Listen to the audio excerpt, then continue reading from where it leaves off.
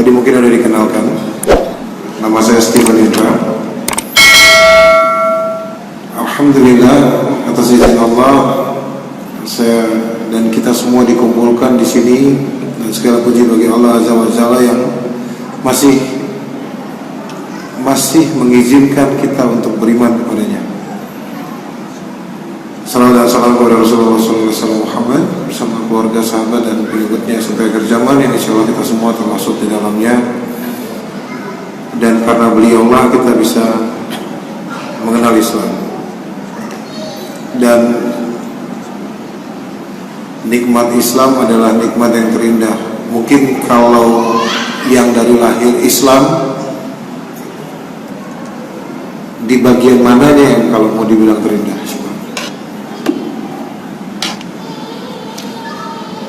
Di bagian mananya yang akan dibilang itu bagian yang terindah? Kadang-kadang beberapa teman-teman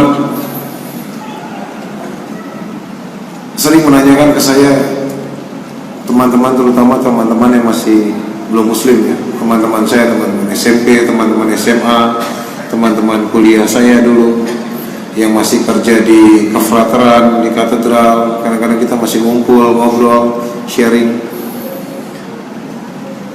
Kenapa saya masih duduk sama mereka? Karena mereka masih butuh ilmu dari saya. Saya satu di antara 13 biblical scholars yang bersertifikat yang hidup di Indonesia. Hanya 13 orang di Indonesia, yang 5 udah kena stroke lagi, jadi tinggal 8. Jadi tinggal dikit, dan rata-rata usianya 20 tahun di atas saya. Jadi kalau yang masih sepantaran, nggak enak kan nanyanya kan. Salah satunya Romo Franz itu yang sering nongol kalau di Desember, nanti di penghujung Desember dia pasti nongol gitu. Ada perayaan, dia pasti keluar. Mereka sering ngobrol sama saya, terus mereka juga tanyain, gimana rasanya jadi orang Islam? Saya suka balikin ke mereka, menurut yang kamu lihat gimana? Kayaknya makin gemuk ya? Boleh. Ya kan, itu kan tanda kebahagiaan bagi mereka, mungkin gemuk. Cuma saya bilang, saya sering bilang juga, sering share biasanya di acara-acara yang formalnya ke pendidikan. Saya dibesarkan di lingkungan Katolik. Orang tua saya Protestan. Mereka nggak bisa mendidik saya, jadi saya dimasukkan ke asrama Katolik. Karena nenek saya Katolik. Jadi sebelum meninggal, dia pesan cucu pertama ikut dia. Orang tua saya Protestan, ya dia nggak bisa mendidik, masukin asrama, dia pikir jadi kan. Sampai SMP, sampai SMA, sampai saya putuskan saya kuliah. Dan alhamdulillah waktu itu Allah izinkan saya kuliah ke Leiden. Jadi saya percepat aja, sekolah saya 5 tahun di SD, 2 tahun di SMP, 2 tahun di SMA, 14 tahun saya udah beres SMA. Terus saya ngajuin beasiswa ke Leiden di Yayasan Kartini, ya, Kartini Kusuma Bangsa, punya Ibu Tin Soeharto. Beliau kan dulu kasih beasiswa terus ya, siapapun yang pintar di beasiswain seluruh Indonesia. Dan alhamdulillah waktu itu Allah mapping saya atau mengarahkan saya itu supaya sekolah di luar. Alhamdulillah di Leiden, di Belanda, itu salah satu sekolah Biblical Studies tertua, salah satu tertua di dunia dan terlengkap perpustakaannya. Saya masuk di situ, saya kuliah, alhamdulillah S1 saya 2 tahun selesai. Lalu saya ambil master untuk S2. Alhamdulillah 1,5 tahun juga selesai. Terus saya ambil Anglican, pelajaran studi lain tentang Katolik ke Inggris. Dalam waktu 7 bulan saya udah selesai. Jadi pendidikan prafrateran. Nah, itulah kurang lebih seperti itu. Lalu saya masuk ke frateran di Saint Peter Basilica, itu di Vatikan. Ingat ya, di Vatikan itu nggak ada sekolah, nggak ada TK, nggak ada SMP, nggak ada SMA, nggak ada SD, nggak ada universitas. Ya, di Vatikan tidak ada sekolah formal, tidak ada sekolah formal. Sekolah formalnya di luar Vatikan atau di Roma yang paling dekat. Nanti di Vatikan itu masa katekisasi atau kita lebih susah dijelaskan dalam bahasa Islam. Ini saya bertahun-tahun saya nyari istilah dalam Islamnya itu nggak dapat. Ya, karena memang istilahnya berbeda. Jadi sebelum kita masuk ke pateran atau menjadi imam, ya kan, di sini kalau menjadi imam kan dites bacaan, nggak pakai sekolah kan? Atau pakai sekolah lagi imam? Imam siapa sih tadi? Nggak ada kan? Nggak ada kan? Imam bacaan bagus jadi imam kan? Itu standarnya kita di Islam kan? Pilihlah imam yang jelas bacaannya, bukan yang tua usianya, ya kan? Dan setelah itu selesai, saya ambil sekolah di Inggris selesai, saya ke Vatikan, saya ambil untuk pengambilan imam, ambil 6 bulan setengah, hampir 7 bulan itu sama jalan-jalannya. Jadi setelah selesai saya balik ke Indonesia, tugas di katedral, jadi pater atau imam. Nah, ini makanya kemarin isi kajian itu dia bikin spanduk gede banget, 6x4, dia tulis Imam Katedral Makmum Istiqlal. Rame itu, rame Pak yang datengin, sampai dari Kodim datang, maksudnya apa ini? Saya punya dua-duanya sertifikatnya. Saya bilang kalau makmum kan nggak perlu sertifikat, maksudnya saya punya sertifikatnya gitu di situ jadi imam dulu. Saya bilang kalau bukan Allah yang nemuin saya, nggak mungkin saya masuk Islam. Itu alasan saya masuk Islam. Kalau bukan Allah yang nemuin saya nggak akan masuk Islam. Itu satu-satunya alasan saya yang bisa kita terima secara iman Islam. Saya nggak tahu kenapa saya masuk Islam dulu. Saya nggak punya alasan dulu pada saat saya masuk Islam. Saya benar-benar nggak punya alasan. Ya kan, ada yang masuk Islam karena pacar, masuk Islam karena suami, karena istri, ya, karena teman-teman mainnya, karena teman sekolahnya, karena teman kerjanya, karena mimpi, apapun mimpinya ya, karena dibangunkan dari koma. Itu standar yang berbeda.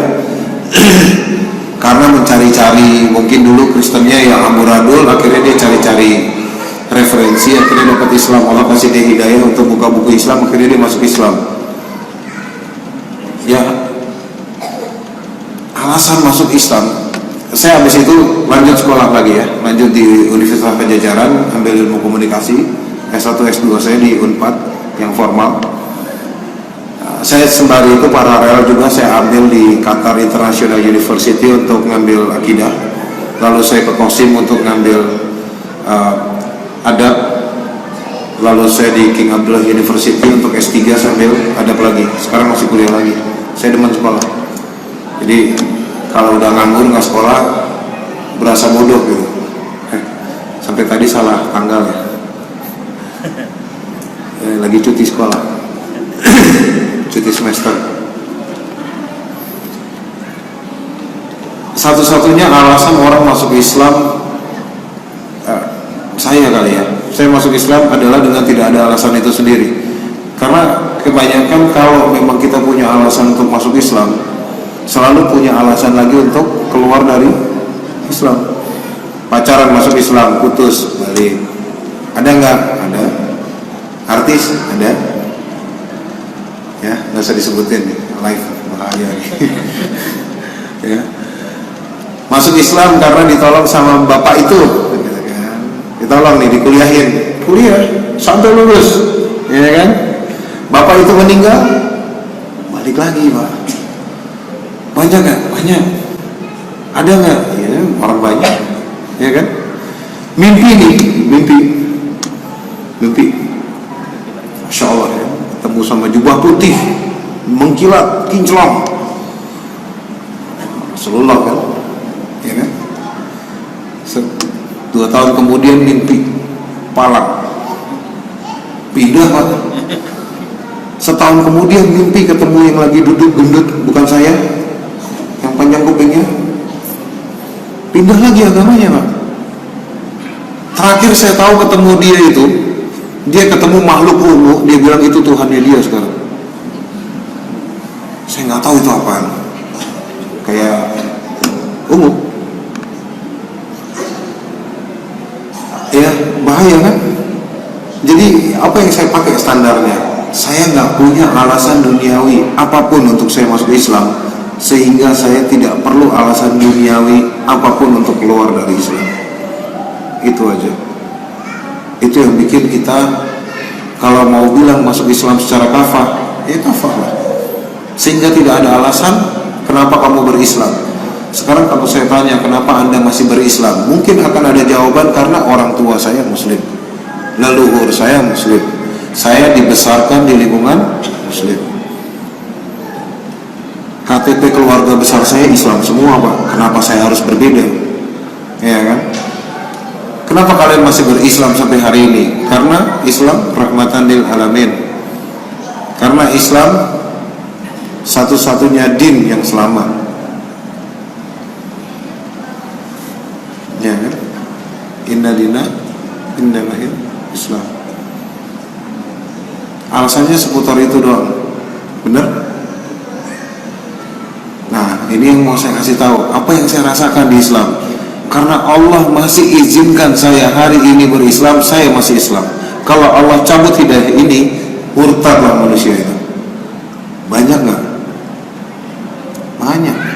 Kecilnya ngaji, ya, SD, SMP, Tsanawiyah, ya, sampai ke aliyah, ya kan? Kuliah masuk ke kota besar. Semester 4, semester 5 pergaulan bocor, murtad. Ya, ini kadang-kadang yang sering saya bilang, orang lupa untuk menikmati Islam. Orang lupa kadang-kadang untuk menikmati, kayak tadi sholat. Sholat itu bisa dinikmatin nggak? Bisa. Caranya gimana? Yang ngomong bisa siapa ya? Ada suara tak ada wujud? Ayo, gimana cara menikmati sholat? Ini sebelum Islam ya. Saya sering ngajarin mualaf itu bacaan sholat pakai bahasa Indonesia. Saya ajarin pakai bahasa Indonesia. Saya kasih tahu pakai bahasa Indonesia sebelum dia tahu bahasa Arabnya. Ya kalau boleh pakai bahasa Inggris lah. Saya ajarin mereka. Kalau dari Cina saya ajarin pakai bahasa Mandarin. Sehingga mereka tahu apa yang mereka baca pada saat sholat. Berapa banyak di antara kita di sini yang tahu, paham artinya bacaan sholat? Atau hanya setiap gerakan hanya seperti robot yang sudah diprogram, ya kan? Habis takbir, habis ruku, i'tidal, sujud, sudah diprogram. Jadi kita cuma baca doang. Itu yang membuat kita sampai lupa loh nikmatnya Islam. Ini judul hari ini sebenarnya judul seminar sih, bukan judul bicara di masjid. Karena ada gerakan segala macam.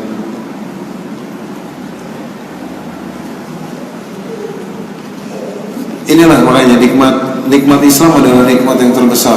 Kadang-kadang orang lupa bagaimana cara menikmatinya. Hanya bilang, ya, saya senang dan saya bangga menjadi seorang muslim. Apa yang kamu banggakan? Apa yang bisa kamu nikmati sebagai seorang muslim? Apakah kamu bersyukur? Contoh nih, tadi pagi bangun tidur, ya, ini salah satu adab kita kepada Allah. Bersyukurkah atau nyariin kopi?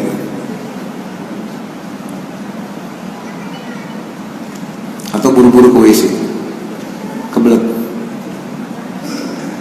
Nah, nggak apa-apa, nggak usah dijawab, ya. Itu nggak usah dijawab. Karena kita akan menjawab ke diri kita dan kita mau koreksi diri kita sendiri-sendiri. Ya. Bangun pagi bersyukur. Kadang yang sulit dan lupa adalah bersyukur. Contoh, bangun pagi, alhamdulillah ya Allah, saya sudah dibangunkan hari ini dari tidur saya. Ya kan? Oke, ngebet ke WC. Cepat ke WC, selesaikan hajatnya, wudu, jalan ke masjid, siap-siap sholat subuh. Habis sholat subuh, apa yang diminta sama Allah? Ada nggak yang tadi pagi minta, ya Allah cukupkanlah udara hari ini untuk saya, cukupkanlah makan dan minum hari ini, kesehatan bagi saya dan keluarga saya, terlebih di atas semua itu cukupkanlah iman Islam kepada saya hari ini. Ada yang minta nggak? Ada yang sempat minta? Nah, mulai besok ya. Itu Allah itu mengabulkan apa yang kita butuhkan, bukan dari apa yang kita minta. Jadi kalau kita lupa minta, kadang-kadang Allah sudah tutup. Tapi masa kita mau jadi orang yang kufur?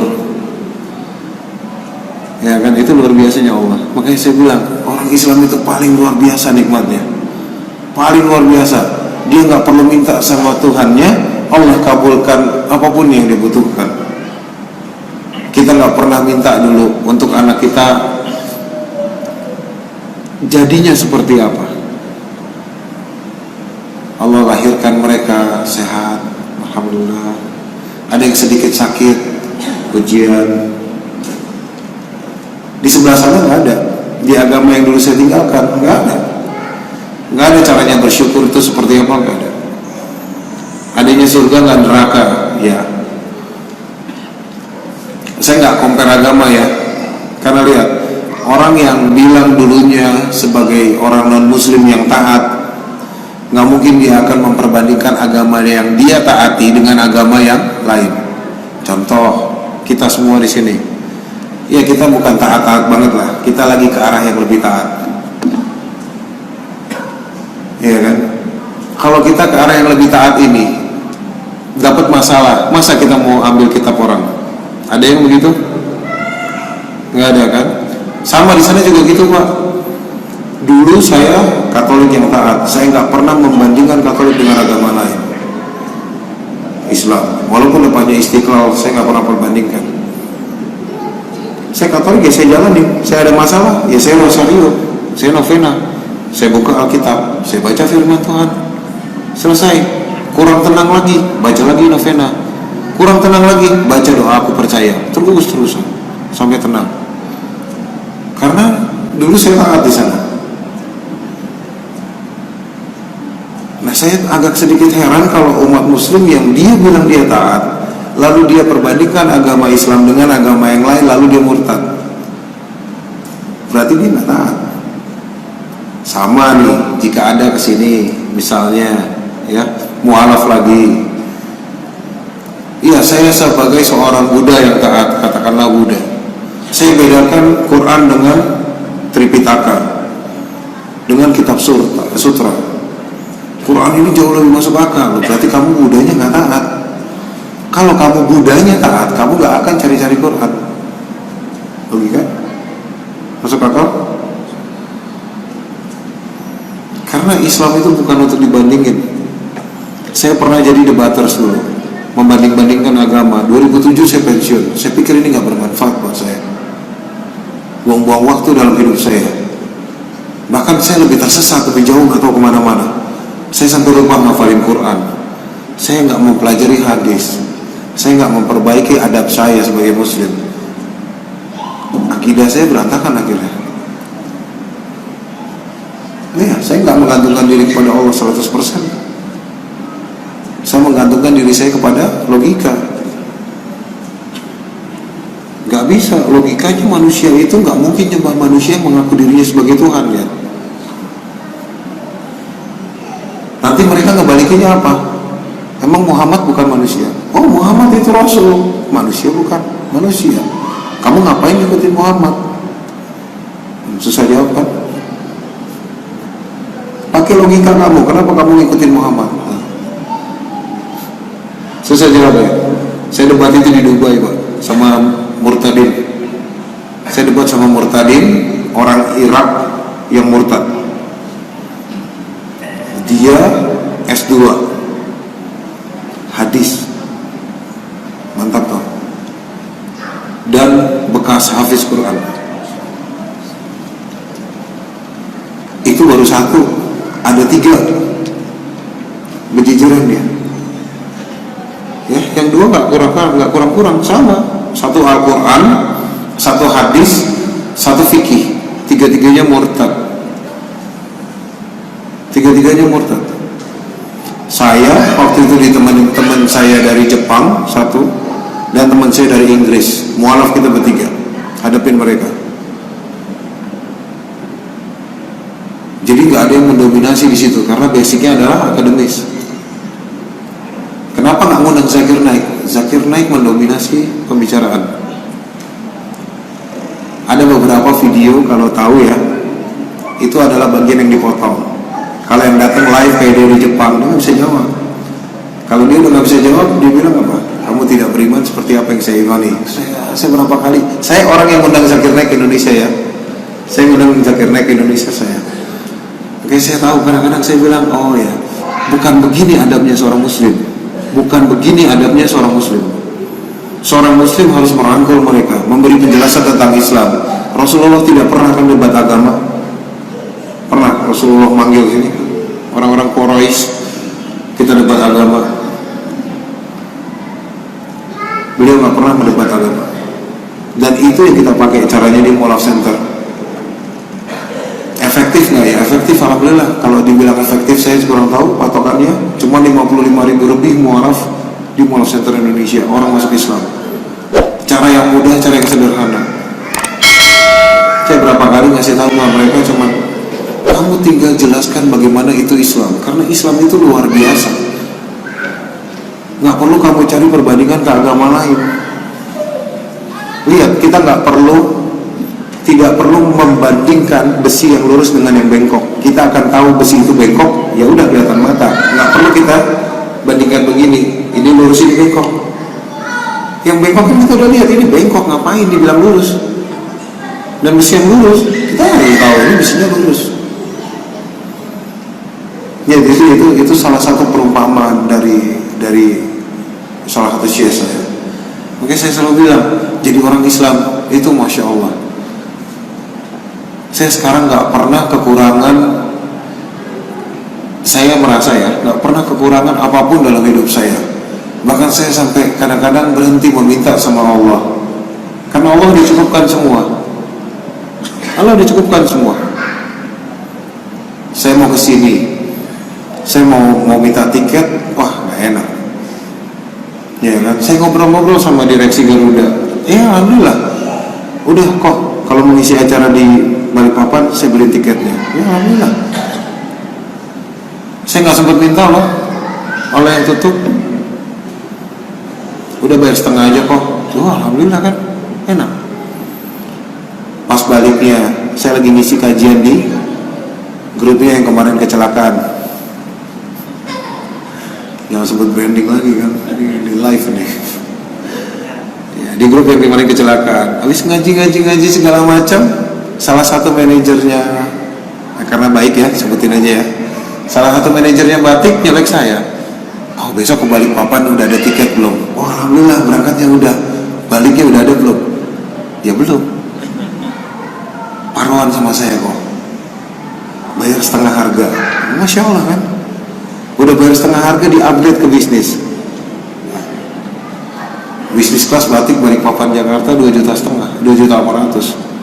Bayar separohnya ekonomi kelas. Nah. Allah yang nyukupin, saya nggak minta loh padahal. Saya cuma sempat mikir aja, ngobrol. Udah nanti tiket saya, udah nanti hotel saya. Ada aja cara Allah tuh bantuin. Ya, dimana orang yang sudah bisa menikmati Islam, dia pasti akan merasakan nikmatnya Islam. Ya, saya sering ngajakin Muslim yang dari lahir, ya, saudara-saudara seiman kita, bukan cuma mu'alaf yang bisa menikmati Islam. Kalian juga bisa. Kalau kalian sudah bisa menikmati semua rahmat Allah kepada kalian, pasti kalian akan bilang, ini nikmatnya luar biasa nih jadi orang Muslim. Kalau kalian sudah melihat depan mata kalian ada yang murtad, kalian akan bisa bilang, nikmatnya jadi orang Islam itu seperti ini. Kita dikasih pelajaran, ya, kita dikasih pelajaran ngeliatin orang yang murtad. Saya ketemu murtadin, ada yang profesor, ada jadi ateis dia, ada yang agnostik, ya, S2, S3, alhamdulillah. Pernah ketemu yang bekas lulusan Al-Azhar murtad, orang Kuwait, pernah debat sama saya. Kadang-kadang kalau saya lagi debat, dulu juga lagi malas jawab, saya cuma bilang, Yesus pada saat disalib ngadep kemana Pak? Udah aja. Kamu jawab itu baru kamu boleh nanya ke saya. Ya, habisin snack, minum air, tunggu 1 jam selesai, saya pulang. Bayaran utuh. Debat-debat itu dapat duit ya, lumayan loh. sekali panggil tuh kalau ke, ya lumayan ya, kalau ke Dubai atau segala macam, ke Mesir 20-30 juta mendapat sekali debat. Kita bisa matahin mereka dapat segitu, kita nggak bisa matahin dapat setengahnya. Ya akhirnya ujung-ujungnya apa? Cari uang kan? Semua kaset-kaset debat yang kalian beli kan kalian bayar, benar nggak?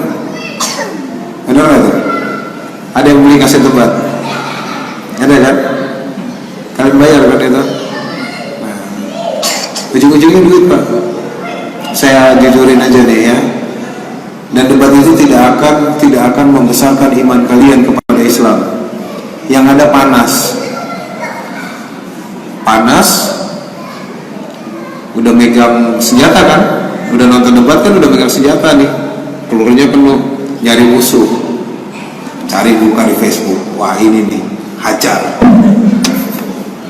ya kan, kopas sana kopas ini, berantem sendiri, azan lewat, ya kan, mamanya manggil lewat, ya kan, tidur duluan setelah isya lewat, semangat debat, kaget subuh. Ya, lihat mudarat yang sudah dijalanin berapa banyak. Subuh nggak mau ke masjid, kenapa? Subuh depan laptop, subuh cepet, takut dia replay. Yang di sana kagak sholat kan nggak apa-apa, mereka non muslim, iya kan? Yang muslim ini gimana? Apa ini nikmat Islam? Nikmatnya menjadi seorang muslim? Enggak lah. Menang tuh nggak dapat apa-apa Pak. Nggak ada cerita orang habis debat masuk Islam tuh, nggak ada. Bullshit, bohong, ya, omong kosong gitu. Habis debat masuk Islam, nggak ada cerita seperti itu, nggak ada cerita seperti itu. Percaya saya. Ya, ada yang buat nyenengin, buat rame-ramein di video, ada. Ya, yang datang di syahadat massal, ada buat rame-ramein doang. Habis itu balik lagi ke gereja. Ya, kita harus tahu siapa diri kita, nikmati semua yang Allah berikan ke kita. Di situ baru kita bisa bilang kita bersyukur. Ya, saya udah terlanjur mungkin kalau saya mau bilang, saya udah pernah belajar Bible. Saya terlanjur pernah belajar kodeks. Ya, sebelum saya masuk Islam. Yang muslim dari lahir sudah hafal Quran sejauh mana? Ini pertanyaan kadang-kadang kalau saya tanyain ke orang yang murtad juga. Kamu jangan serang agama baru saya. Yang tadi ya, waktu si Yesus disalib itu dia ngadep kemana? Dia bisa langsung jawab itu. Nggak tahu, mungkin udah di-share di antara mereka, jadi mereka tahu cara menjawab saya. Kamu jangan serang agama baru saya. Fine, oke. Keep it, simpan. Boleh saya tanyakan tentang agama yang kamu tinggalkan? Boleh. Ya, seberapa Islam kamu sampai kamu tinggalkan Islam? Seberapa Muslim kamu sampai kamu tinggalkan Islam? Kalau dia bilang Islam yang taat, kembali ke konteks awal, kamu nggak akan mempelajari kitab orang. Ya, hati-hati loh ya. Ada yang belajar kristologi murtad, murid salah satu kristolog nasional juga. Saya dilaporin orang tuanya datang ke saya nangis-nangis, anaknya murtad. Serem ya? Ya, hati-hati loh ya. Nih, kalau mau belajar kristologi ke saya standarkan hafiz Quran. Belajar kristologi ke saya, 1, hafiz Quran. Saya menguasai bahasa Ibrani, Aramaik. Kodeks saya hafal 4 kodeks, diantaranya 70%. Kodeks itu adalah standar pencatatan Bible. Ya, standar pencatatan Bible. Kenapa diberi nama kodeks? Karena dia menjadi kode dasar untuk pencatatan Bible, pengaturan ayat dan pengaturan susunan ayat, kejadian. Ya, standar belajar Bible ke saya, standar belajar kalau orang Indonesia bilang itu kristologi, fine. Saya ajarkan Bible ke dia kalau dia sudah 1 hafiz Quran, 2 10.000 hadis, saya tes.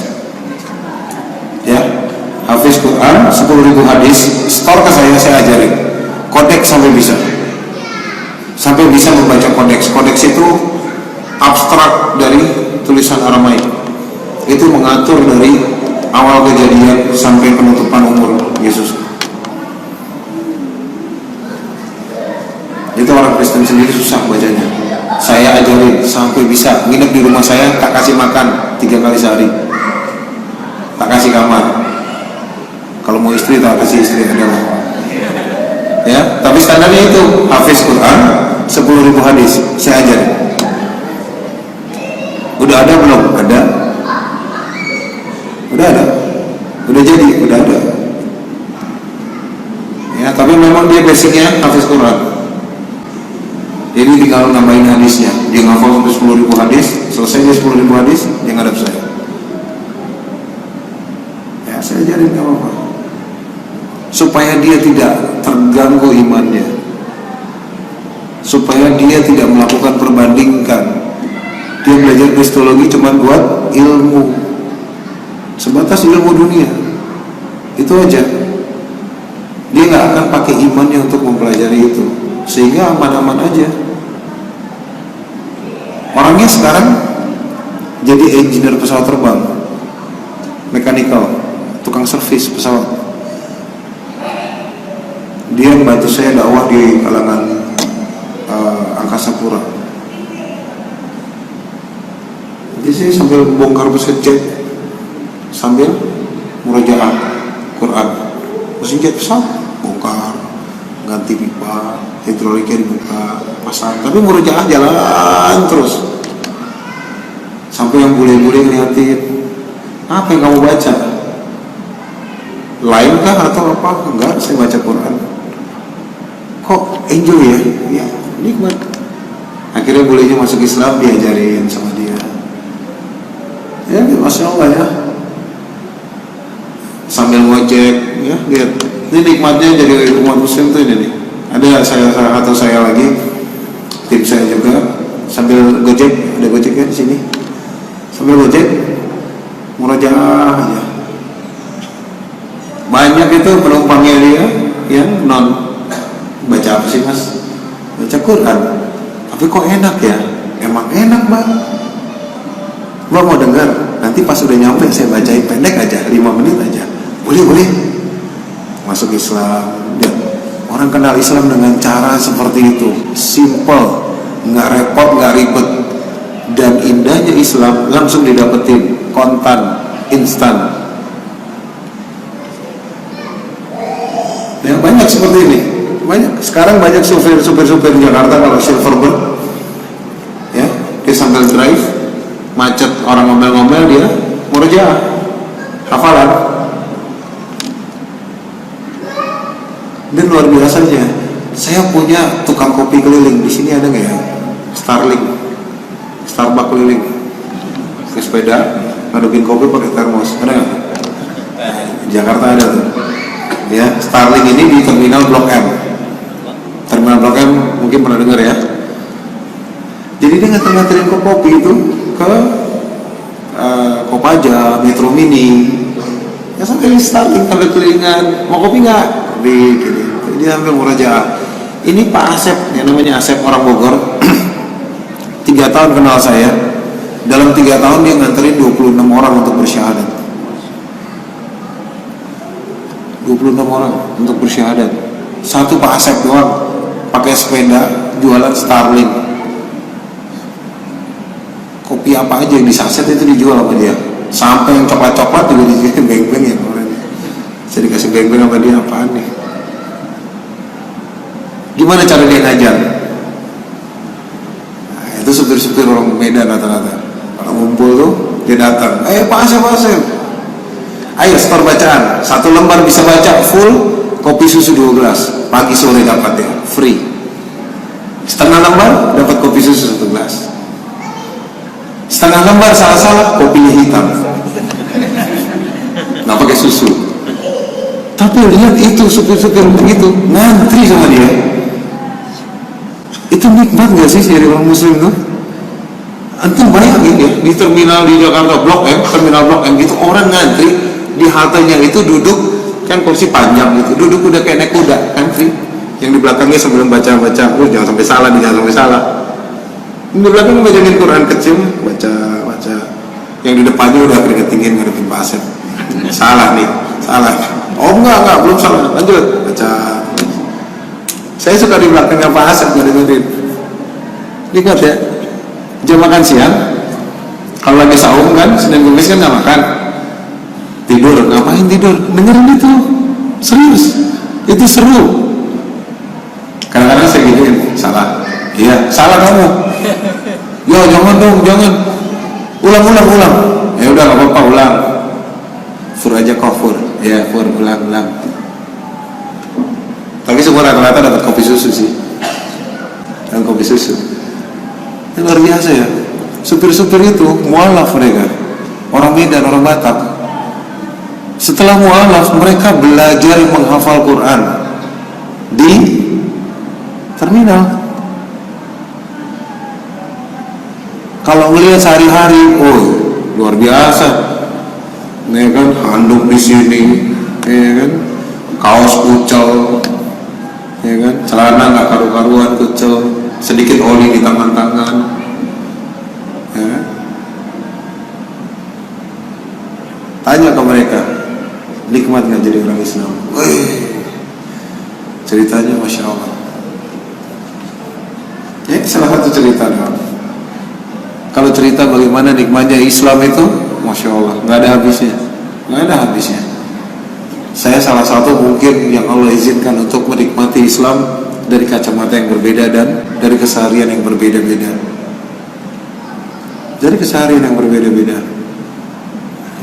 Kemarin saya balik dari Medan.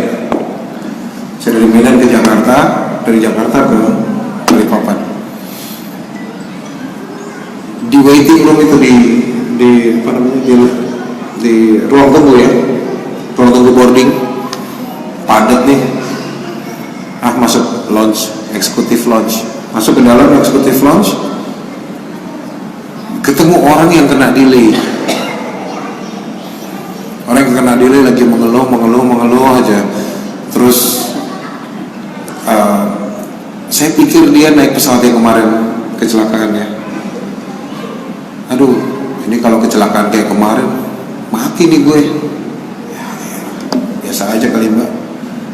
Mati mah bukan urusan kita. Iya pak, udah delay begini, tanda-tanda nih. Mbak ngapain ya? Tidak, cuman sudah tanda-tanda ini, sudah telat begini. Nanti terbang dikit lagi jatuh. Wah, naik apa mbak? Naik batik. Gue naik batik. Mana nih? Ke Halim rupanya. Aduh, ke Halim lagi sama lagi. Mbak pindah pesawat aja mbak. Nyobain pesawat kok. Enggak ini. Aduh. Itu memancing sebenarnya. Kenapa saya berani ngobrol sama dia? Karena dia punya saudara laki-laki yang akhirnya datang habis ngambil minum. Lama sekali kalau nih. Ada saudara cowoknya nih. Aman kan fitnah? Samperin. Ajak ngobrol. Yang kita jelasin apa? Bagaimana orang Islam itu ikhlas. Bagaimana orang Islam itu ikhlas menghadapi semuanya. Ya kan?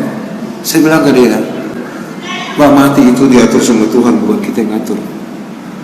Kalau Mbak lebih takut mati daripada takut sama Tuhan Mbak sendiri, buat apa Mbak punya agama? Dia diam aja. Kok tidak takut mati? Enggak. Saya nggak takut mati. Saya lebih takut sama Tuhan saya daripada saya takut mati. Jadi saya nggak pernah takut mati. Aneh ya? Maksudnya apa ya? Iya, saya bilang, Mbak, gue nikmatin hidup loh Mbak. Jangan dibilang saya seperti orang zaman dulu ya. Gue nikmatin hidup loh Mbak. Gue pakai jam bagus, gue punya motor bagus, gue punya rumah bagus, alhamdulillah semuanya Allah sudah sediakan. Jadi, ya gue gak takut mati. Dan gue gak takut sama kehidupan. Ajaran macam apa itu? Ajaran Islam. Orang Islam ngajarin kayak gitu. Iya. Baru tahu kan? Bukannya kalian itu kalau setiap hari itu cuman kayak sembahyang-sembahyang gitu aja? Iya. Tahu nggak fungsinya kita sembahyang 5 kali sehari, Pak?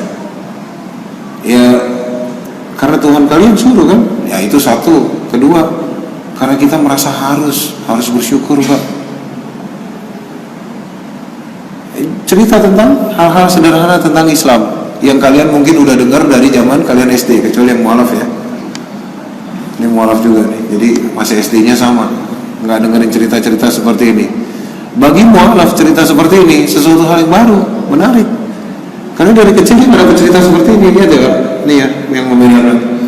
Jadi ini cerita-cerita seperti itu, qadarullah selesai mungkin ya, udah diperbaiki mesinnya, kita suruh naik pesawat. Qadarullah, saya duduk di sini saya kosong, ini gang, dia di sini. Saudaranya sebelahnya, dia pipis dan naik pesawat, nggak tahu dong, duduk, dia datang, oh iya segala macam, iya, nomor berapa? 2F, ini, duduk aja, duduklah dia di situ, dan Allah kasih lagi 1 jam 20 menit buat ngobrol sama dia. Hampir saya tuntun syahadat di atas pesawat.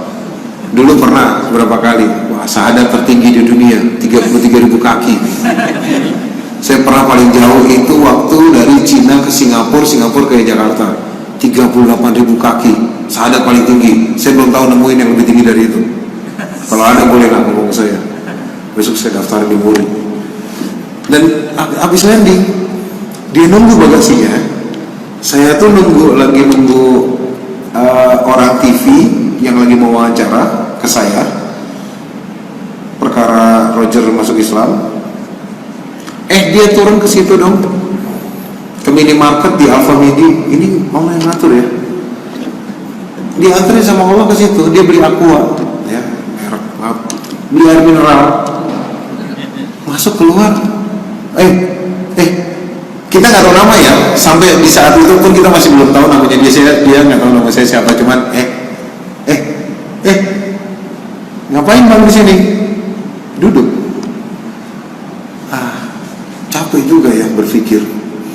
Ya udah duduk Pak kalau capek Pak. Enggak, ini berpikir capek. Apa yang Mbak pikirkan capek? Yang tadi kamu sampaikan itu kok enak ya? Enak lah Mbak. Mau ngerasain gak enaknya? Boleh juga itu. Nikmatnya di situ Mbak. Mbak masuk Islam, Mbak rasain nikmatnya beriman Islam. Masuk dia, alhamdulillah masuk Islam. Saya posting di Instagram saya. Sadar dia, habis itu baru dia bingung. Nanti pulang mau pakai kerudung, bisa berantem saya sama keluarga. Ntar aja. Yang penting keluar rumah pakai jilbab. Dalam rumah nggak usah pakai jilbab, nggak apa-apa. Isinya orang tua kamu sama adik kamu.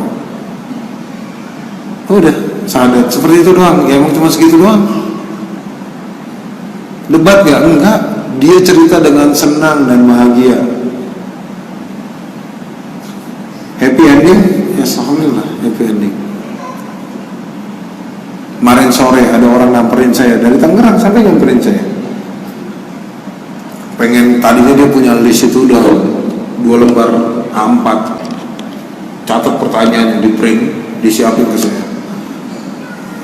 Aduh, ini mau berapa jam ngobrol nih, ya kan? Di lobi hotel lagi. Dah, satu-satu ditanyain, kenapa Nabi Muhammad menjadi Nabi? Lanjut, kenapa Allah jadi Allah? Ya, itu yang satu harusnya. Sama aja Pak. Ya, lanjut.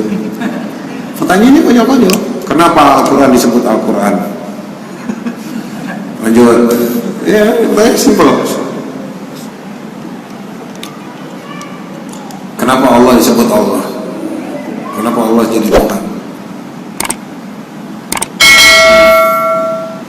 Ada lagi yang lebih penting gak Mas? Oh, ini kan penting. Buat siapa? Ya buat saya, kamu muslim? Oh tidak. Nah, buat apa? Ya penting aja. Buat siapa? Buat koko lah. Nah, buat saya penting. Ya, buat kamu penting nggak? Saat ini belum penting. Nah, ya udah, nggak usah tahu. Simpel kan? Ini ilmu filsafat yang dulu, cara menjawab orang. Nabi Muhammad penting buat saya, buat kamu juga nggak penting. So saya nggak mau ngomong tentang Nabi Muhammad ke kamu. 3, tentang Quran. Kenapa disebut Quran? Penting nggak buat kamu? Penting karena saya dikatakan kafir di dalam situ. Wow. Terus kamu? Saya tersinggung. Oh, kamu tersinggung. Dikatain kafir tersinggung. Iya. Lo panggil gua kambing lo di situ di kitab lo. Oh, itu kan cuma perumpamaan. Oke. Kamu tahu artinya kafir? Iya, kafir itu orang tidak bertuhan. Salah, kamu baca di mana sih? Iya, ada di kamus. Buka akhirnya, Kamus Besar Bahasa Indonesia. Bisa dibuka, .or.id, KBBI. Nih, kafir. Orang yang tidak mengakui Allah sebagai Tuhannya. Kamu ngakuin Allah sebagai Tuhan nggak? Ya, tidak. Nah, dipanggil? Nah, marah kamu sama Quran. Iya, yang nulis ini Quran atau kamus besar? Kamus besar. Kamu ke Kementerian Dalam Negeri, kamu bongkar perpustakaannya. Iya kan, nggak usah ganggu hidup saya. Kamu ngapain? Kamu beriman juga tidak dengan Al-Quran. Lalu kamu tersinggung dengan isinya. Kamu belum makan pagi ya kesini kan?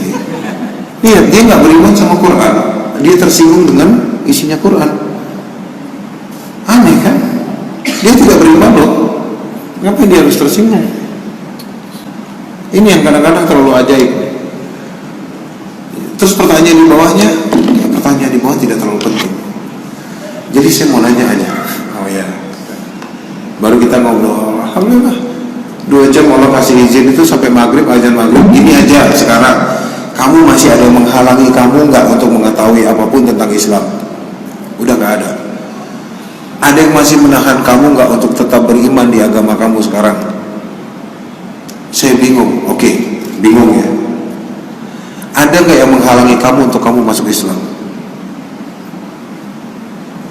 Kok kamu tarik saya masuk Islam? Enggak, kan nanya. Kan kamu dari tadi nanya, saya nanya dong. Ini udah azan ini, saya mau sholat. Ada nggak yang masih menghalangi kamu untuk masuk Islam? Nggak ada. Oke. 1, kamu dengan agama kamu ragu, tapi kamu sudah tidak ragu dengan Islam. Kamu sekarang sudah bisa menjadi seorang Muslim. Diem aja, Mas. Saya mau sholat. Jawab cepat. Iya, apaan ya? Saya udah gak ragu lagi dengan Islam. Sip, ikutin saya. Bismillahirrahmanirrahim. Asyhadu an la ilaha illallah wa asyhadu anna Muhammad Rasulullah. Selesai. Kamu udah Muslim. Yuk bareng saya sholat. Sip. Udah gitu kucuk-kucuk ke atas kamu sholat ya. Habis pulang sholat saya ajak makan lagi. Habis makan diem aja. Kenapa lo? Saya Muslim sekarang. Iya. Baru nangis di situ. Ya dari tadi kemana aja mas?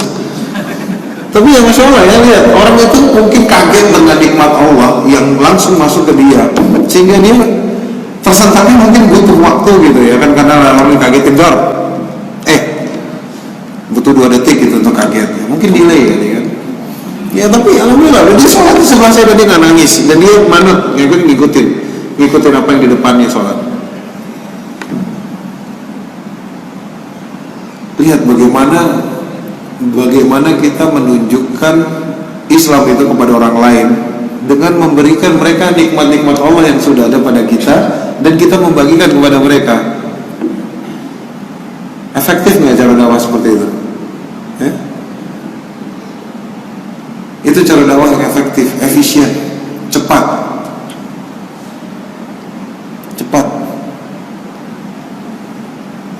Dan selalu seperti itu. Alhamdulillah, ini Allah kasih saya nikmat setiap hari, Masya Allah. Ada aja orang DM, kok saya masih ada?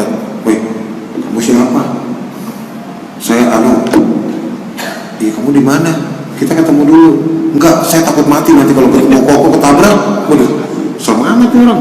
Ya udah, tuntut syahadat by phone. Habis itu kita ketemuan. Tuntut lagi kok. Seneng amat lu syahadat. Iya, nggak apa-apa, kan boleh berulang-ulang. Ya boleh sih, nggak ada yang salah kan? Ayo syahadat lagi. Habis ini ngapain? Kamu saya ajarin mandi, jenuh, bersih segala macam. Masya Allah. Masya Allah, ini orang yang Allah antarkan, orang-orang yang Allah antarkan. Ini saya kembali papan, nggak tahu gimana ceritanya.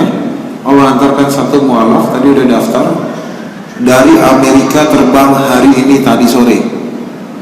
Dia nempuh 19 jam sampai ke Balikpapan dari Texas, dari negara kecil di Texas, Amerika.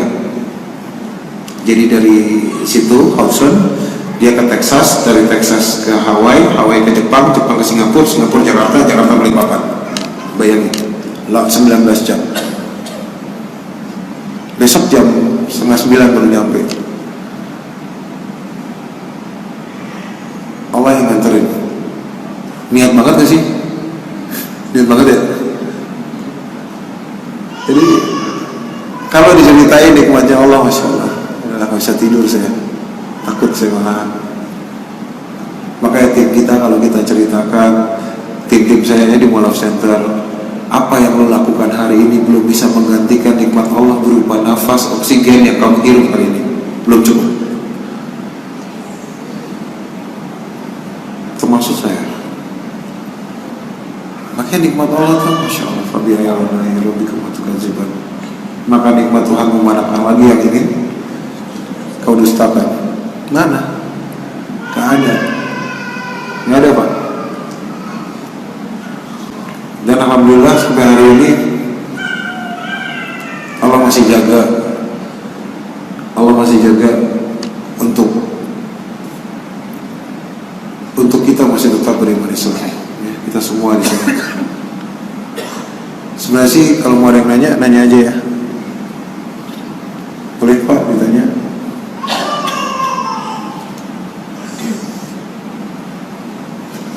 Pakai ini kan? Dan subhanallah, ternyata begitu besar nikmat dan karunia Allah.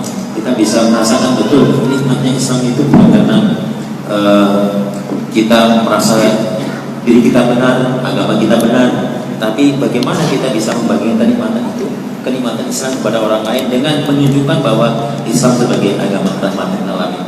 Yang dulu mungkin kita menyangka bahwa kalau kita melalui depan dengan ilmu kita yang hebat, dengan menunjukkan kebenaran kita sudah mengalahkan dengan mematahkan argumen mereka, kita sudah merasa menang, merasa yang ternyata salah.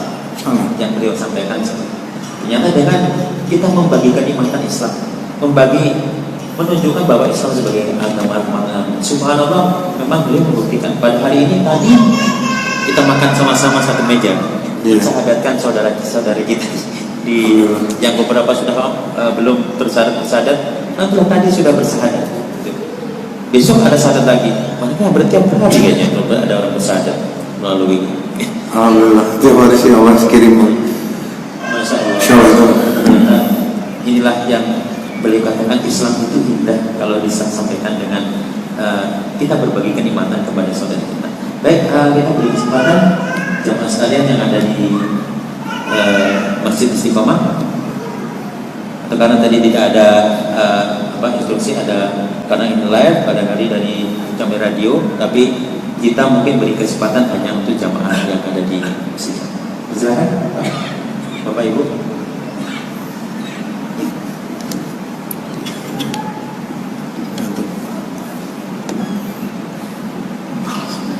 Assalamualaikum warahmatullahi wabarakatuh. Assalamualaikum. Bagaimana respon terhadap keluarga Ustaz yang sekarang ini Ustaz jadi mualaf? Respon terhadap keluarga, apakah keluarga masuk ke dalam Islam atau masih dalam agama yang dia ada sekarang? Terima kasih. Assalamualaikum warahmatullahi wabarakatuh. Keluarga masih di iman masing-masing. Saya bilang di iman masing-masing karena ada yang Katolik, ada yang Protestan. 13 tahun saya coba untuk mendekat ke mereka. sampai ternyata lebih mudah mendekat ke mereka dengan adab yang baik sebagai seorang muslim. Jadi 3 tahun saya nggak pulang, lalu ditambah 7 tahun penuh perdebatan dan pergulatan sama mereka, sampai akhirnya kita bikin status quo. Jadi kita mau apapun di dalam rumah boleh, kecuali agama. Mereka maksain saya masuk ke agama mereka, dan saya bisa paksain mereka untuk gabung ke agama saya. Dan itu nggak benar, nggak dibenarkan. Saya melewati fase-fase 7 tahun itu ya. Jadi papi bawa om yang ini, makan malam modusnya, tiba-tiba datang, nah pendeta nih, ya kan. Tapi ada memang di dalam keluarga saya, om saya udah tahu, jadi udah biasa, udah ngasih kode. Percuma lu ngomong sama dia, ilmu lu nggak ada separuhnya dia, yang ada lu yang kebalik. Nggak apa-apa, saya ladenin pak. Saya emang apa ya, dalam 7 tahun itulah ya, dari tahun 2000 sampai 2007 itu memang benar-benar suka banget gitu kalau ketemu orang yang pengen ngajak diskusi sampai debat. Karena orang filsafat memang dilatih untuk itu pak. Apalagi filsafat saya Katolik dulu, parah. Saya bisa ngebolak-balikin orang Islam tuh sampai nggak sholat ya. Saya bolak-balikin pertanyaan sampai dia bingung, sampai dia nggak sholat. Itu yang ngeri.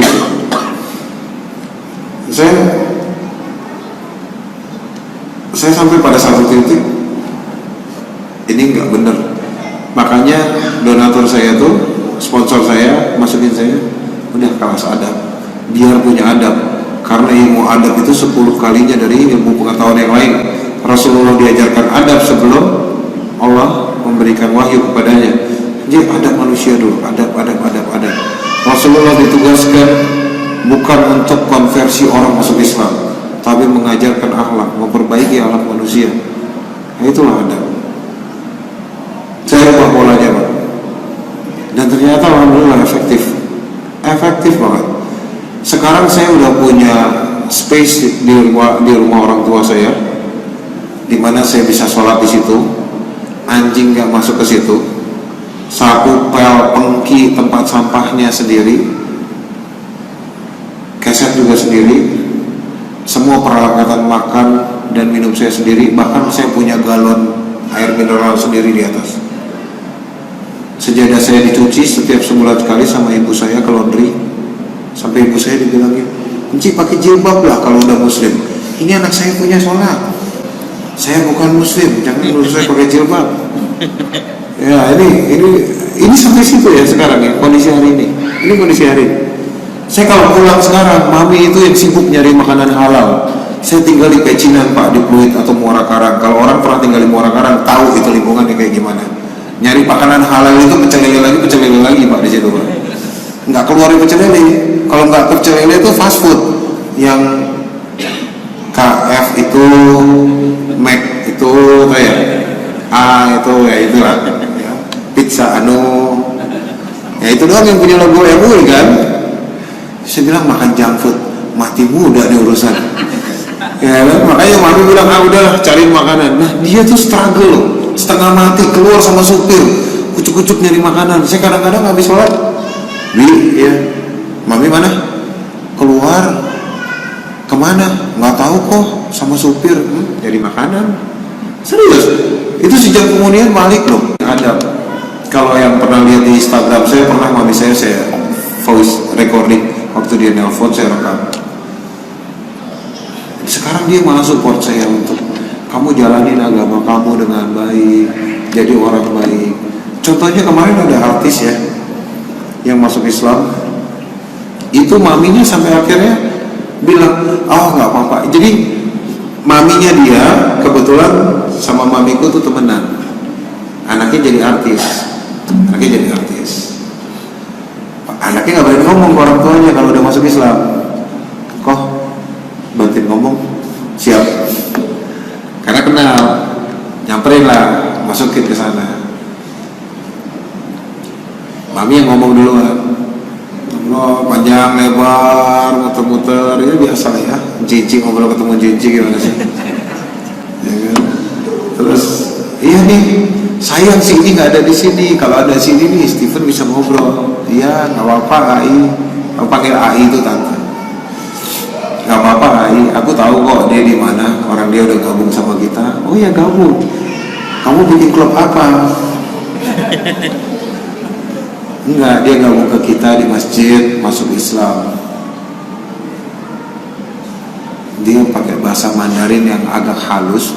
Kamu Islam, kurang lebih itu artinya.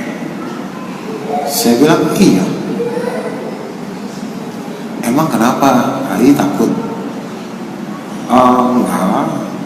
Kalau orang Islamnya kayak kamu semua mah AI nggak pernah takut. Emang kenapa AI? Oh enggak, takutnya kayak di TV-TV itu demo bakar-bakar. Belum kemarin kan bekas gubernur itu kan, tahu sendiri kan. Nah itu kan kalangan kita Pak, kalangan mata sipit. Ternyata pas udah didekatkan dengan adab, luar biasa loh. AI itu bisa ngomong. Udah nggak apa-apa deh anak saya ikut kamu, ajak-ajak ngaji aja, jangan gabung-gabung sama yang dulu. Nanti make obat, minum mabuk-mabuk, balapan di jalan, mendingan ikut kamu pengajian. Iya, ngaji lama nggak sehari? 5 kali sholatnya Ci, sehari 5 kali nih anak saya sholat, mami ikut ngomong. Digas nih kan. Iya 5 kali sholat sehari. Wah udah sibuk berarti kan, sibuk. Udah benar ajak ke sana. Ini dengan cara adab yang baik kita itu bisa mendekatkan ke orang tua dengan cara yang luar biasa, masya Allah itu. Tanpa debat, tanpa menyakiti hati mereka. Kadang-kadang kita mau ngasih tahu, Mi, saya udah masuk Islam dong. Tak serangan jantung putra. Iya kan? Ini kejadian ya. Maka saya bilang sampaikan dengan adab yang baik. Sampaikan dengan adab yang baik, insya Allah orang tua akan bisa menerima. Banyak orang yang ketakutan, yang khawatir, tapi sebenarnya mereka nggak tahu kalau ini sebenarnya Allah sudah kasih kemudahan di situ. Tinggal dia menunjukkan dengan adab yang baik. Banyak mualaf yang terjadi karena adab yang baik dari seorang anak ke ibunya. Seorang adab yang baik dari seorang anak ke ibunya. Masih ada di Jakarta ini salah satu direktur perusahaan perminyakan dari Amerika. Orangnya orang Prancis. Sahadat sama saya bulan Juni. Bulan Agustus maminya masuk Islam. Dia tanya ke saya setelah dia convert, apa yang saya harus bilang ke orang tua saya? Nggak perlu ngomong. Ngapain kamu harus ngomong? Dia nanti akan bertanya-tanya. Nanya apa? You say nothing to him. Just be quiet. Karena Islam itu bukan untuk diomongin. Islam itu dikasih perbuatan. Kepada orang non-muslim, kalian cerita Islam, ho, panjang kali lebar kali tinggi, masuk juga enggak sama mereka, karena mereka enggak beriman. Tunjukkan dengan perbuatan. Seperti apa? Siapa yang bikinin teh ibumu pagi-pagi? Pembantu, ya kan? Maidens, pembantu. Stop, kamu yang bikin. Nih, yes. Kenapa? Kamu sebagai direktur malu? Oh, bang. Apalagi? Tiap pagi sapu itu wax, semir sendal ibumu. Siapkan penghadap keluar. Mungkin dia mau jalan. Saya? Iya. Kenapa? Oke. Apa lagi? Setiap sore orang Prancis itu suka minum teh kayak orang Inggris. Pulang kamu ke apartemen, datengin ibu kamu, bikinin teh satu teapot, satu ceret kecil ya. Ajak minum teh, ajak ngobrol tentang kehidupan. Kamu punya tea time 30 menit, gunakan untuk itu. Dia lakuin itu Pak. Dia lakuin itu selama 2 bulan. Ibunya curiga. Dia curiga kan? Kamu kenapa? Mau warisan saya? No. What for? Ya, kamu mau asuransi saya, kamu mau saya cepat mati loh, kamu ambil asuransinya. Why it's not like that? Itu nggak seperti itu. Dia suka ngasih WhatsApp ke saya. Ini ibu saya malah curiga aneh-aneh ke saya. Semua yang kamu suruh ke saya nih nggak berfungsi gitu. Ustaz bohong. Saya bilang no. Tanyain ke ibu kamu kenapa dia curiga. Akhirnya saya ikut datang. Terus dia kenalin kayak gini, duduk. Ini ibunya. Ini saya sama dia duduk. Si mom, he told me to do that. Dia yang menyuruh saya melakukan itu semua. Nah, kenapa gua? Hey, why me? Jangan taruh saya dalam satu masalah gitu kan. Saya put me in this problems, man. This is family business. Ini urusan keluarga. Nah, terus ibunya nanya, oke, apa yang kamu ajarkan ke anak saya? Saya hanya mengajarkan dia cara menjadi anak yang baik. Apa yang kamu pakai? Parenting seperti apa yang kamu pakai? Quranic parenting. Let's Quranic parenting. Itu adalah parenting Islam. Islam parenting. Is it true? Anaknya nunduk gitu. Ya. You become a Muslims? Yes. Kamu menjadi seorang Muslim? Ya. Dan ini yang Islam ajarkan ke kamu? Nunduk? Ya. Aku lihat, saya lihat sebelah saya. Apa sih kalau orang Jawa bilang terdetak itu? Gemeteran. Shaking tremors. Yang saya agak kaget juga ya. Masya Allah, alhamdulillah. Ibunya langsung, kalau itu yang kamu ajarkan ke anak saya, ajarkan saya bagaimana menjadi seorang orang tua di Islam. Oke. You want to become a Muslim? Kamu mau menjadi seorang Muslim? Jika itu perlu, saya ambil. Nah, ini terjemahannya jadi aneh. If it necessary, yes, I take it. Jika itu perlu, saya ambil. Jika itu memang harus dilakukan, saya akan lakukan. Intinya kayak gitu. Dan akhirnya ibunya sadar sore itu. Nah, itu mak sama anak dulu kan habisnya nangis. Dulu aja nangis. Saya tahu di situ diem aja. Sedih juga kan? Akhirnya sedih. Dan ibunya itu kan janda, hidup sendiri. Dia udah jual semua perkakas dan rumah dia di Prancis. Dia mau hidup tua di Bali. Mau beli rumah di Bali, hidup sampai mati di kebun di Bali.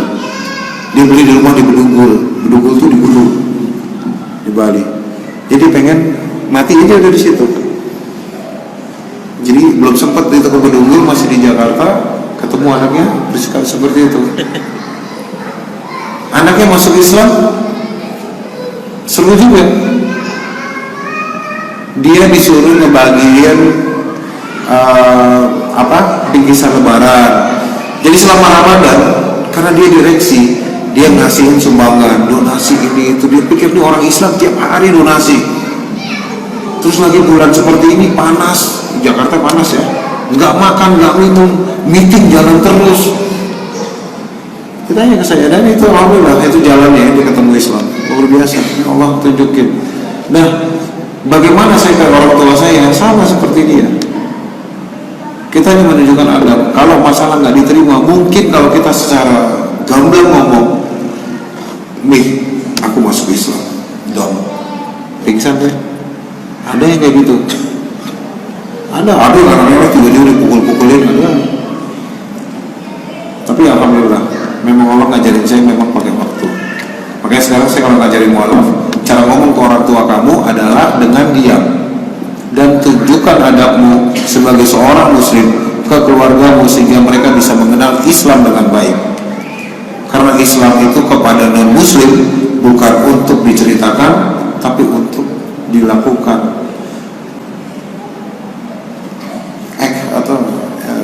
Bertindaklah sebagai seorang muslim yang baik dan benar. Insya Allah. Dan itu juga ke orang tua, itu yang paling efektif. Masih ada? Kalau masih ada. Assalamualaikum warahmatullahi wabarakatuh. Waalaikumsalam warahmatullahi wabarakatuh. Apa benar untuk ditis itu masuk muslim? Enggak, hoax. Udah itu aja Pak. Baik, tadi beliau menyampaikan yang beliau dari awal, profil beliau hanya belum lengkap ini. Jadi kalau saat ini beliau sampaikan masih tinggal sama mami, Ya? masih tinggal sama orang tua. Enggak, punya rumah sendiri. Oh. Ya, saat ini keluarga gimana? Keluarga sudah berkeluarga atau belum? Aku sudah berkeluarga, istri 1, anak 3. Jangan dibalik. Ya, beliau dari awal sudah sampaikan beliau tidak mau dipanggil Ustaz, lebih nyaman enjoy dipanggil dengan Koko. Baik, silakan ada lanjut.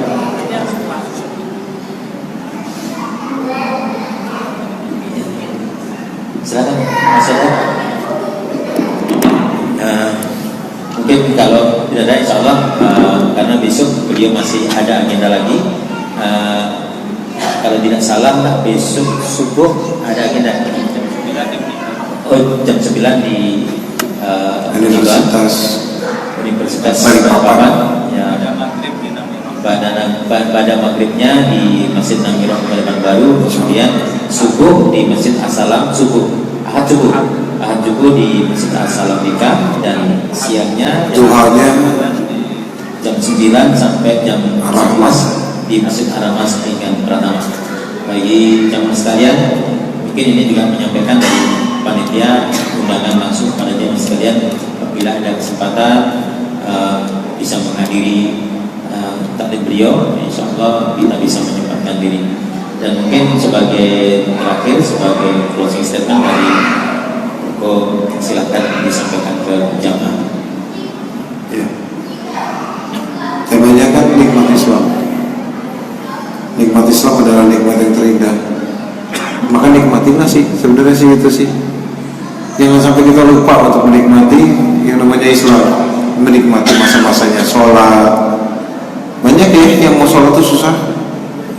Serius, mau sholat itu harus ngumpet-ngumpet, lari-lari. Belum pernah kan ngerasain sholat di dalam lemari baju? Ya, ada loh hari ini, orang yang masih hidup hari ini di suatu tempat di Pulau Jawa, sholatnya di lemari baju, bener-beneran literally lemari baju. Karena itu satu-satunya wilayah netral yang gak diinjek anjing di rumahnya. Ya anjingnya nggak mungkin masuk ke lemari baju kan. Jadi dia sholatnya di lemari baju. Sholat di gudang, lagi dikurung, sholat di kamar mandi, najis kan itu. Karena tidak ada tempat lagi dia untuk sholat, sholatlah dia di kamar mandi. Ya, jangan lupa untuk menikmati sholat. Sholat enak, nikmati setiap gerakannya, setiap bacaannya yang kita tahu. Ya, jangan lupa menikmati semua pemberitaan Allah. Allah berikan kita apapun itu nikmati. Nikmatilah. Kemarin saya ada satu video, ada satu mu'alaf di Muslim United di Jogja. Dia itu tuli, deaf, tuli. Ya, kamu disebut tunarungu, dia tuli. Dia marah sama Tuhannya karena pendengarannya diambil.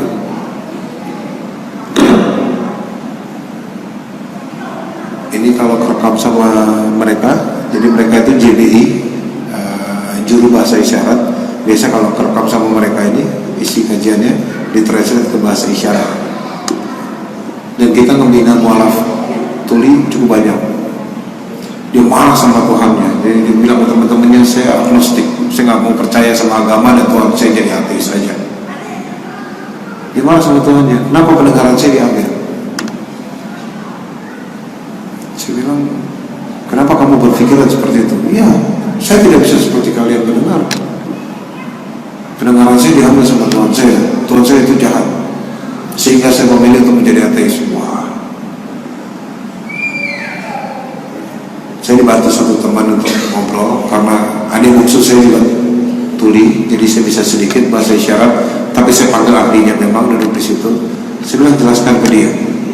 Saya kasih tahu ke dia. Di dalam Islam kita tidak mengenal apa yang seperti kamu ungkapkan. Lalu apa bedanya? Kata dia. Lalu apa bedanya Tuhan kamu dengan Tuhan saya? Tetap dia yang sama yang mengambil pendengaran saya. No. Saya bilang tidak. Di dalam Islam Saya bilang ke dia, di dalam Islam yang ada kamu itu lebih dimuliakan daripada saya. Bagaimana bisa? Kamu mendengar, saya tuli. Tidak. Inilah keadilan Allah. Kamu tidak diberikan telinga agar kamu tidak lebih lama dihakimi atas apa yang kamu dengar. Saya akan dihakimi atas apa yang saya dengar sepanjang hidup saya sampai saya mati. Dia diam aja. Maksud kamu tidak akan dihakimi terhadap apa yang tidak kamu dengar, karena kamu tuli. Inilah Tuhan saya mengajarkan saya di dalam Islam. Dia diam aja. Hanya dengan kayak gitu, ya.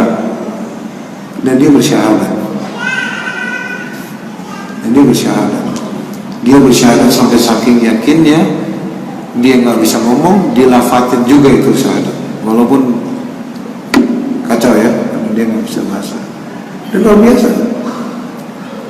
Ya, jadi maka jangan lupa untuk menikmati apa yang Allah berikan. Kalau kita bilang nikmat Islam adalah nikmat yang terbaik yang pernah terjadi dalam hidup kita, lalu apa yang sudah kamu nikmati di dalam Islam selain nyawa kamu? Iman Islam kita udah kita nikmatin belum? Gimana cara kita nikmatin? Salat kita tepat waktu enggak? Berapa banyak bacaan Quran kita dalam sehari? Ya kan? Seberapa banyak kita menjaga wudhu kita? Atau sering bocor wudhunya?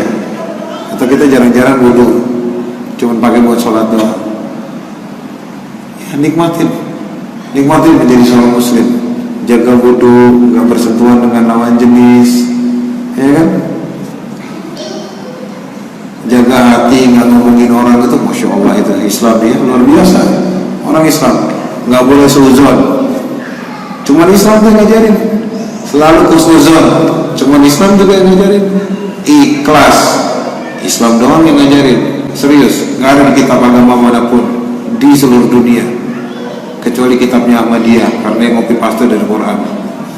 Ya, nggak ada loh. Serius, Bible nggak ada, sutra nggak ada. Sehebat kitab sutra, kata-katanya itu luar biasa, pun tidak ada kata-kata ikhlas.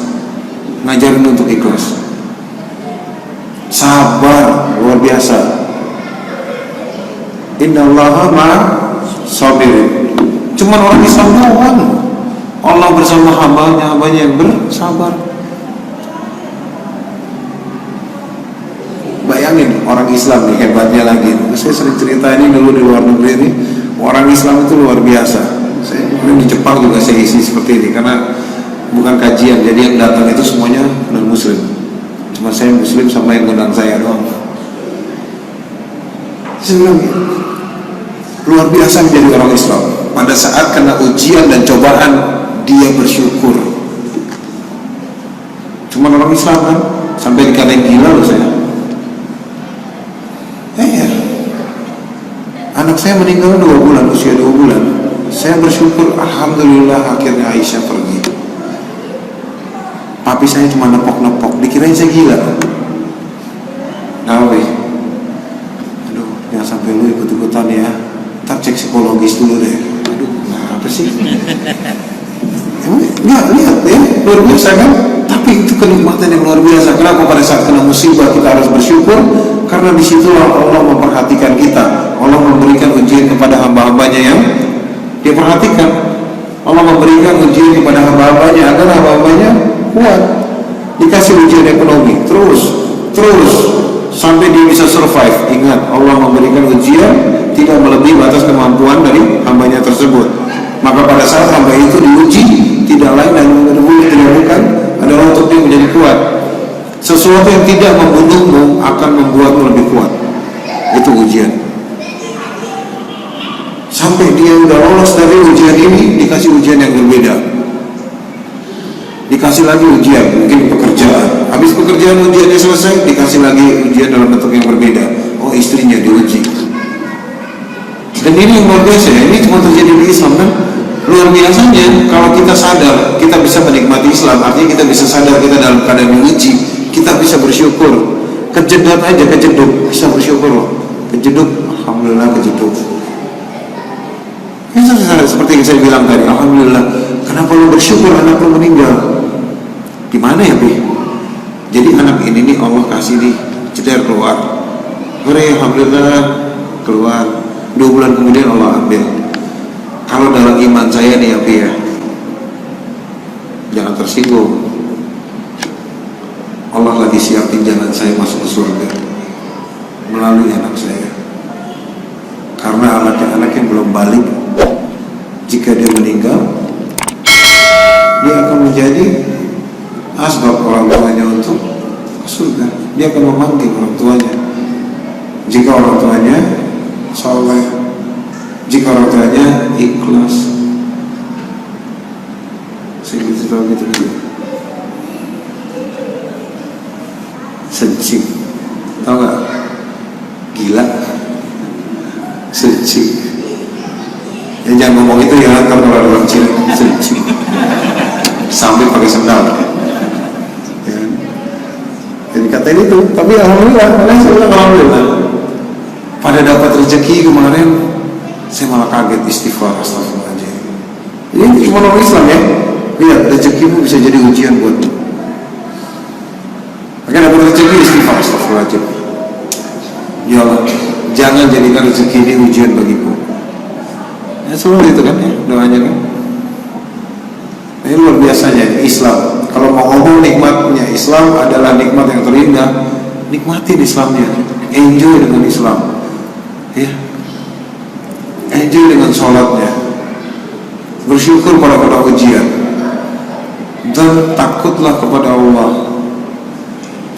Ya, cerita ikhlas, panjang kalau cerita ikhlas, sabar, adab dalam doa, masya Allah.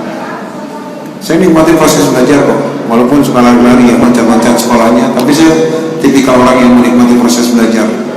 Saya suka belajar. Dulu nerd, kutu buku, kacamataan. Sekarang teknologi hebat ya, silinder bisa stick di sini. Dulu kalau silinder dikatain apa? Pantat botol kecap, tebal gede, pasti pakai matanya belum, pasti buka sipit lagi, karena kan kayak kaca pembesar. Nah itu masya Allah, saya menikmati proses semuanya dalam belajar dalam Islam. Insya Allah kalau kita bisa lebih mengetahui di mana kita berada, Allah akan lebih bantu kita untuk terus mendekatkan diri kepadanya. Itu sih yang saya pelajari, itu yang saya praktekkan, dan itu yang saya tahu. Itu berjalan dalam kehidupan saya. Jika ada kurangnya saya mohon maaf, saya mohon ampunan Allah. Jika ada lebihnya itu semua dari Allah. Barakallahu fiik. Assalamualaikum.